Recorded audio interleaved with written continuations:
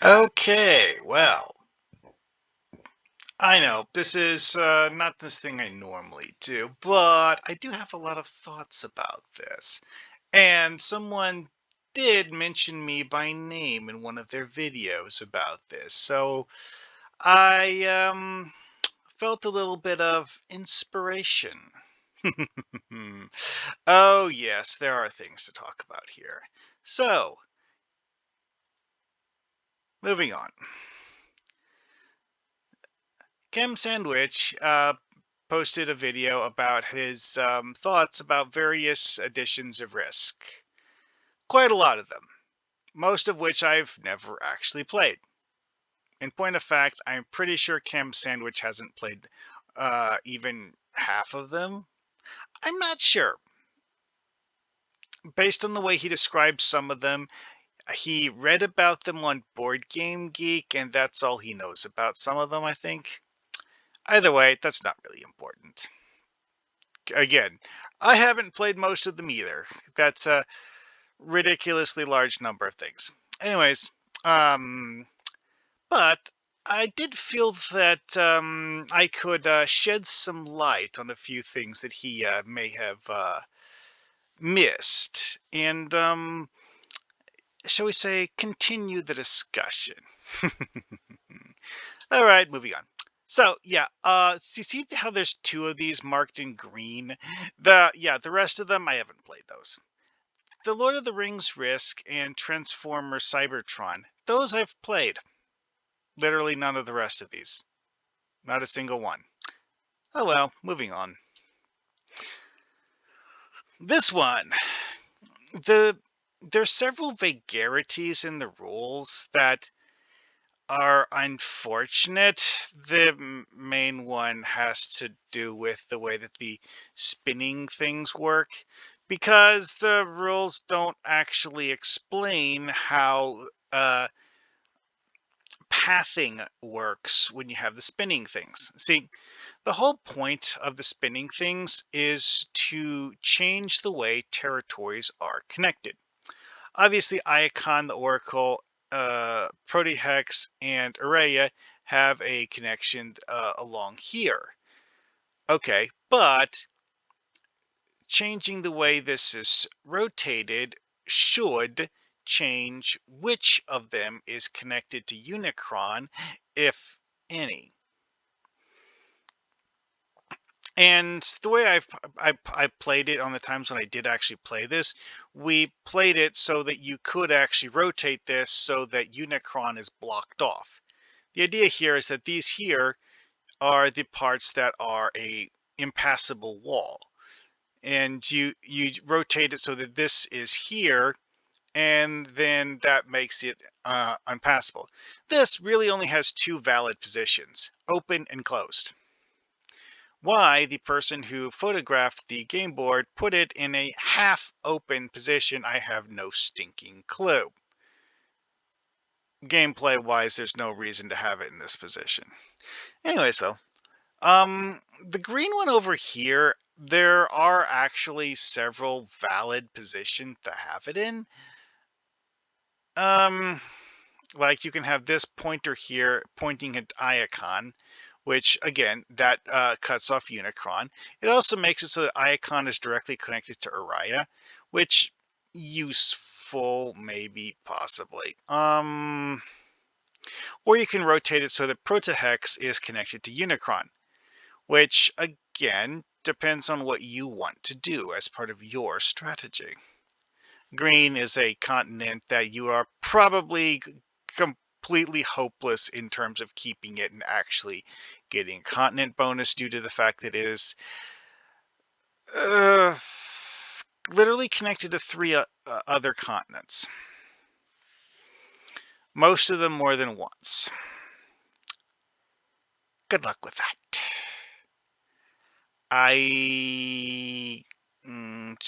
Yeah, it's over half border territories. Not good. Anyway, so the other board changing thing is the war factories. Yeah, you move this spot and it opens up a new territory and actually changes the number of territories on the board. Honestly, the war factories in practice are kind of useless. Why?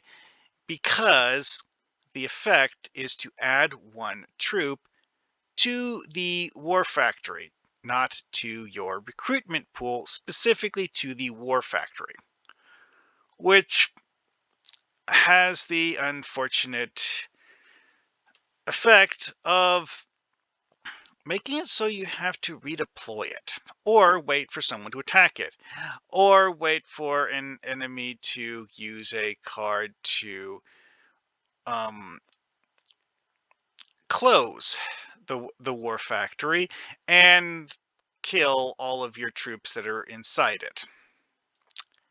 Yep, that's a thing that can happen. Yeah, thing with transforming the board, which is a neat idea of a gameplay mechanic, despite the fact that I don't think that they actually did a lot of interesting things with it. The rotational things, despite the fact that the rules regarding them are vague, um, neat idea. The war factories, again, they're kind of pointless because the game has 6 turns. Okay. The war factories, you're going to get at most 5 troops from a war factory in the course of the entire game. At most. That is. Wait, no, 6 actually, because you get 1 for opening the war factory. Forgot that part. Still, though, not great.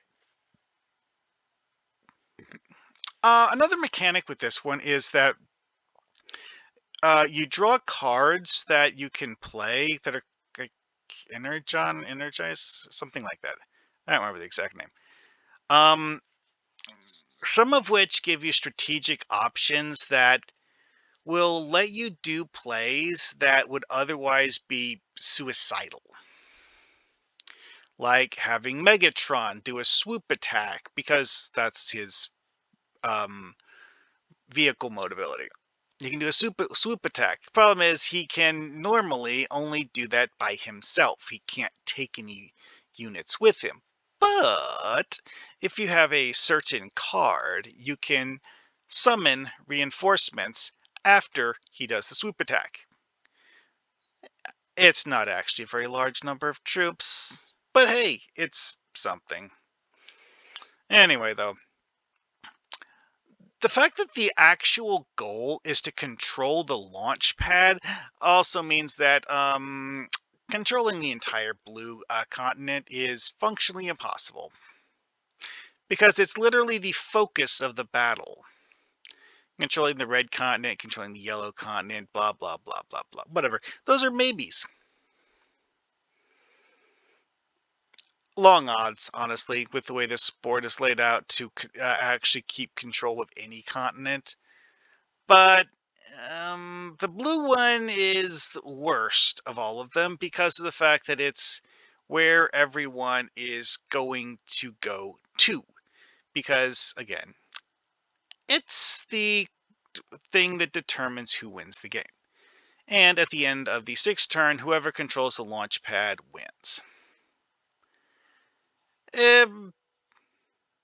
I honestly like it. Is it my favorite Risk game ever? No. Top 3? No, probably not. But it's not bad. Definitely not the worst I've seen. Alright, moving on. Lord of the Rings Risk. Also pretty fun. The fact that they actually went to this level of detail with the artistry on the board, love it. Also, these symbols, they actually do something. I don't remember what. It's been years since I played it. Maybe 20. I don't remember how. Wait, no, it's not actually. No, actually, it is 20 years old, just barely. But I don't know that I played it quite that long ago. Anyway, though, beside the point. All of this stuff, like these dotted lines for shipping, those are an actual gameplay thing. These are port cities where you can actually have troops get on a ship and travel to a different port city. Yeah, sea lane invasions in a map that doesn't actually have oceans for the most part. Eh.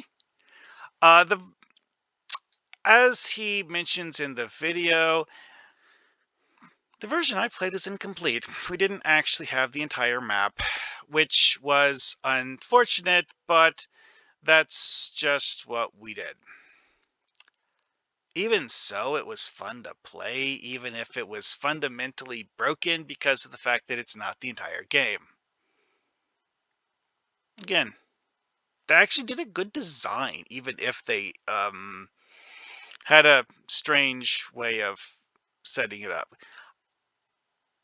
I actually think that they did the original one before they actually finished producing the movie trilogy.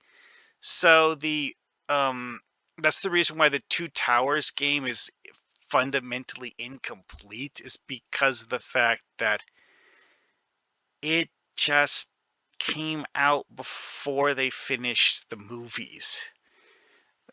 Uh which feels insane, but it's just the way things worked.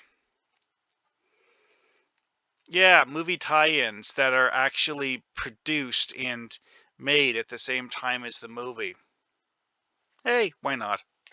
Makes money. Anyways, Castle Risk. Yeah, this is another one of the ones that he mentioned that I have actually played once or twice. We found it to be incredibly boring, which would explain why so few versions of Risk use that specific variant of the rules. They don't make for a particularly interesting game. They do make for a playable game. Yeah. Not much else to say about it. Oh, yeah, this one. Plays a lot like a slimmed down Risk 2210 because it's made by the same guy, Rob Daviau. Which, yeah, that was a long time period between the two. Um, the fact that this one has 4 different versions of the game is interesting.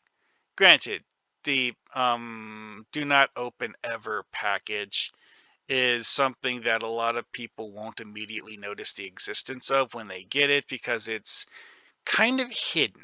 It's underneath the plastic tray that the other components are sitting inside, and you would have to take the plastic tray out of the box to find it. If I remember correctly, it's actually taped to the inside of the box so that it doesn't make rattling noises if you shake the box. Yeah. Anyway, though, gameplay wise, it's actually a really good Risk version. The fact that it has mechanics designed specifically to change the game, hey, you know what? That's cool. There are some interesting things that are on the Board Game Geek forum for this one because the faction powers aren't necessarily, shall we say, fully balanced. It's kind of like what I was saying earlier. Actually, I left that part out. Oops. Yeah, this Cybertron thing. The leader powers in that one. Some of them are kind of broken. Okay, Barricade is kind of broken. The other ones are kind of useless. It's kind of weird like that. Now for the one that really prompted the whole thing.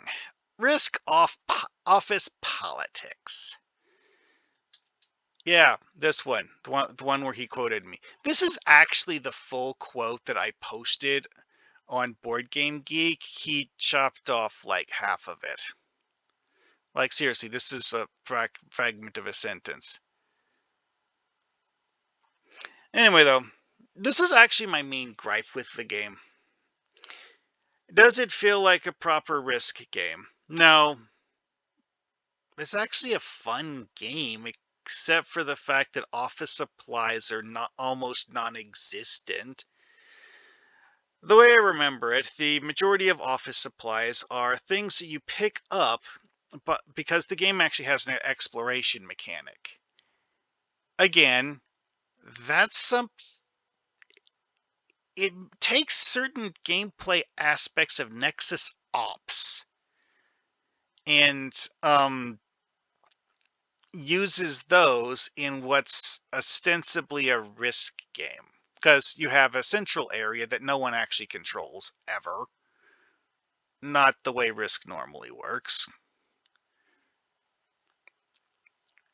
All players can have units in the same space, and it's a no combat zone. Oh yeah, I should switch the board. Yeah, see this here. This is the no combat zone. Players fight over, well, literally all of these 6 areas here. And office supplies, the majority of the office supplies are things where you just like randomly place this stack of tokens around the board. 36 of them will be placed face down on the board when you're doing setup, and I think each player gets a small number of them, like I want to say 4 to start the game. There's a total of 49 of them. So you place 36 of them face down, hand out a total of 16, 4 to each player. And yeah, that's 42. No, that's not 42. That's 52. Maybe it's only 3. Never mind. Anyways, though, you see where this is going. The exploration thing is that each player only starts with 1 territory, if I remember correctly. And then your first turn, you have your units run around and pick up as many of the tokens as possible, because that's your main source of office supplies.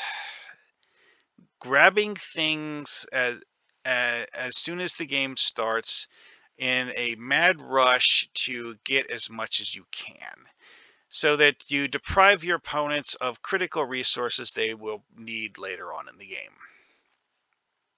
Resources that you will never be able to get back, which is why I found that mechanic so weird. Like I said here, there's a grand total of 49 things. The number of tokens that you use as your troops is interesting, because the fact that each player has only 32 of them. 40 if you count donuts, which donuts don't actually do combat. Donuts are something you use in combat to screw over your opponent, because each donut lets you remove 1 enemy troop from their side of the battle. And well, that particular troop gets lost at the end of the fight, regardless of who wins. Anyway, though, the part about this that's weird is that while these resources, each of them has a strategic value in and of themselves, which is actually quite good, you also have these command cards, or I just call them cards here. Command cards, which some of them, not all of them, because as you can see, this one here does not cost it. Some of them cost resources to use. This one requires you to have 3 staplers. That's half of the staplers in the game, I think. Yeah, because there's like 6 different of the resources. So yeah, divide 49 by 6. Well, it's not actually an even number of all of them. Some of them have more than others, because the donut ones are actually relatively common. You don't actually get as many of the other ones as you get donuts. And of course, 49 is not a number that's evenly divisible by 6. So, we... And here we have some more stuff about how this stuff works. It's like, You have three different kinds of units here, but they're actually different units called pawns in this rules. Um, the three different kinds of pawns actually do different things. The manager is more valuable than an intern, but they both count as a single unit. If you have a single manager defending a space and an opponent uses a donut to distract the manager, you're screwed and that space is lost. Yeah, managers are more valuable, but they're equally fragile. Kind of a bummer. Oh, another interesting thing about this one, it's hard to see in this picture, is that this does not use a standard D6. It uses a D6 that has different numbering on it. If I remember it, it's 1 1. It's either 1 2 2 3 3 4 or 1 1 2 2 3 4. So one of those two. I don't remember exactly. 'Cause it's been years since I actually messed with this. Oh yeah. Also, it refers to combat as disputes. But again, this is part of the reason why it doesn't feel like Risk. Having resources that you can use for special actions, great idea. Love it as a concept. That's actually not something that makes it not feel like Risk. Honestly, the fact that you have cards you have to play that cost resources to use, again, like I mentioned, Energize mechanic in Risk 2210 kind of set the standard for me on that one. And, so, having to pay things. The problem with this is simply that the office supplies are so rare that a lot of the time the office drama cards will be dead draws because there is no way you will ever be able to get the resources required to play it. Ever. Risk 2210 had a rule in it where if you had a card in hand that you either didn't want to play or couldn't play, you could choose to discard it and retrieve 1 energy by discarding it. This game doesn't have any rule related to that, and that is kind of a problem. If you could get a random office supply by discarding an office drama card, that would actually help a certain amount in this. Because, like I said, office drama cards end up as dead draws in this quite a lot. And also, is that actually using the office supply for its innate ability is often quite helpful. Of course, the sticky note thing is sometimes a temporary reprieve, and you still get it anyways, but whatever. Like Stapler, adding +1 to your roll in a dispute is... It's one of those things that you're going to choose to use it when it's going to help you and basically be guaranteed to work, unless your opponent also plays a Stapler. Advancing 2 extra workspaces in your opening turn will often actually give you 2 more resources that you can play later on. That is worth it, burning a coffee. Trading 1 resource for 2 different resources. And the toner cartridges, you literally just... Oh, you need pairs of them for some reason. You can't discard them one at a time. Kind of odd. But whatever. 2 toners, get 2 interns. Honestly, very helpful if you need more troops. And actually have 2 toner cartridges. Anyway, enough about that one. Yeah, the entire time I was watching the video, I was expecting him to bring this one up. Because of just how awesome it was. I mean, yes, his video was talking about the ones that were weird or bad or what have you. Well, this one definitely changes the Risk game quite a lot. Also, this box art is the reprint that they did recently, not the original. It's mostly the same as the original, except they put a Renegade Studios logo on it. Whatever. So, um, oh yeah, I was supposed to go over the mechanics. We have a moon to take control of. We have naval underwater cities to take control of. We have commander units, which give you bonuses in combat.